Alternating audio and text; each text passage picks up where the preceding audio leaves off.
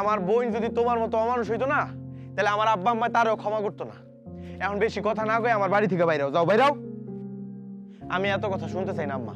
তুমি কি ওর এই বাড়ি থেকে বাইর করবা নাকি করবা না সেটা কও। আম্মাজান আপনি, আমরা তো আর পরে কোনো অপরাধ করি নাই। আপনার বাবা জমি আমি ফিরাইয়া দিছি, আর ইস্তিয়াক বাইরে আমি ডাইকা গরুটা দিয়া দিছি। আর আপনার বাবারে কইছি যে কয়টা টাকা আমার কাছ থেকে পাইতো আমি আস্তে আস্তে শোধ করে দেব। আম্মাজান, আমার পোলাটার উপর তো অনেক ধকল গেল। ওর ডাক্তারের পিছে ঔষধের পিছে মেলা টাকা খরচ হয়ে যাইতেছে। আর এতেও যদি আপনি না মানতে চান, তাহলে আমার এই শেষ সম্বল ভিটাটুকু আপনি নিয়ে যাইতে পারেন। চাচা, ভয়ের কিছু নেই। আমি আপনাদের ভিটা বাড়ি দখল করতে আসিনি। আর ইস্তিয়াক ভাই আপনার গরু আপনাকে দিয়ে দিবে। আর আপনি এখন থেকে জমিতে চাষ করতে পারবেন। এইটা আপনার। এটা কি আম্মাজান? এখানে কিছু টাকা আছে। আব্বা আপনাদের কাছে যে টাকা পেত তার থেকে কিছু টাকা বেশি আছে। আর সেই টাকা দিয়ে আপনি শাহেদের চিকিৎসা করাবেন। এইসব আপনি কি কইতাছেন?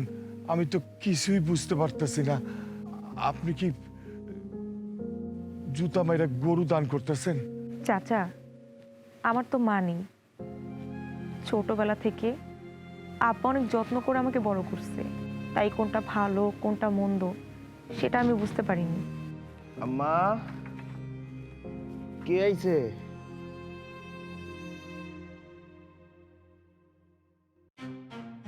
ও, আপনি আপনি এই বাড়িতে কি করতেছেন? এই বাড়ি কাজ কি?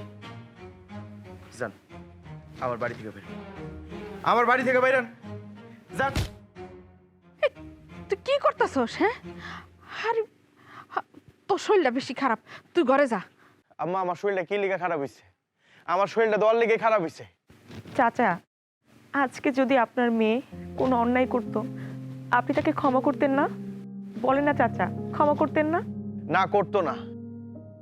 কারণ আমার বোন তোমার মতো এরকম অমানুষ হইতো না। আর আমার বোন যদি তোমার মতো অমানুষ হইতো না, তাহলে আমার আব্বা আম্মা তারও ক্ষমা করতো না। এখন বেশি কথা না কয়ে আমার বাড়ি থেকে বাইরেও যাও, বাইরাও। আমি এত কথা শুনতে চাই না আম্মা। তুমি কি ওর এই বাড়ি থেকে বাইর করবা নাকি করবা না সেটা কও। এই তুই কি শুরু করছস? হ্যাঁ, এই তুই, তোর শরীর ভালো না, তুই ঘরে যা। আমি ওর লগে কথা কইতাছি।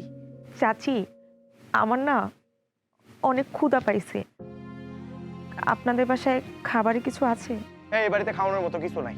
তোমার কইছি না এই বাড়ি থেকে বের হয়ে দিতে? এই তুই চুপ থাক। একটা মানুষ তার নিজের ভুল বুঝতে পারছে, তারে ক্ষমা করণ লাগে। আর অভুক্তরে সবসময় খাওন দাওন লাগে। করো তুমি, ক্ষমা করো, আর কোলে তুইলে খাওয়াও, কোনো সমস্যা নাই। যখন সাপ হইয়া সবল দিব না, তখন বুঝবা।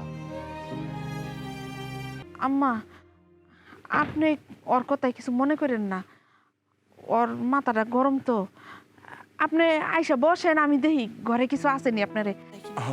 তুমি যাও আম্মাজান, বসেন বসেন, আপনি বসেন।